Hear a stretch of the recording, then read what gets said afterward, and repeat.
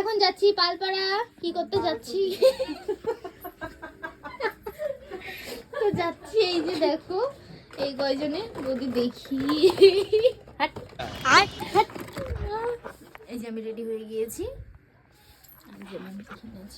হ্যাঁ, এই যে তো আমরা যাচ্ছি হলো বৌদি সবজি বাজার করবে আর মোমো খেতেও যাচ্ছি। আর এই যে এগুলোর দিকে আমি নাই, এগুলোর দিকে না, এগুলোর দিকে না, আমি সিম তুলবারটা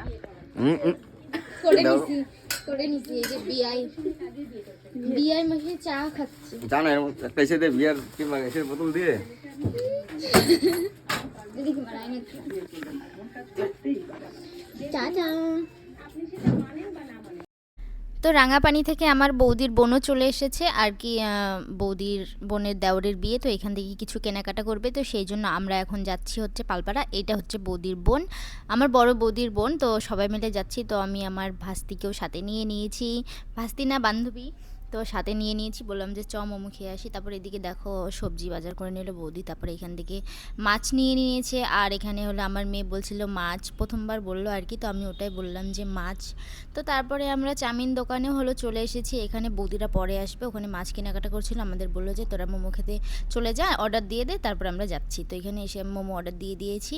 তো আমি যেগুলো ভিডিও বানাই আর কি, শর্ট ভিডিওগুলো, মোটিভেশন হোক আর যেই হোক, তো ওখানে একটা ভিডিও আমি পোস্ট করেছিলাম কয়েকদিন আগে। তো ওখানে একজন কমেন্ট করেছে যে বুঝে উল্টে দিয়েছো, তোমার মতন জ্ঞানী মানুষ আর নেই।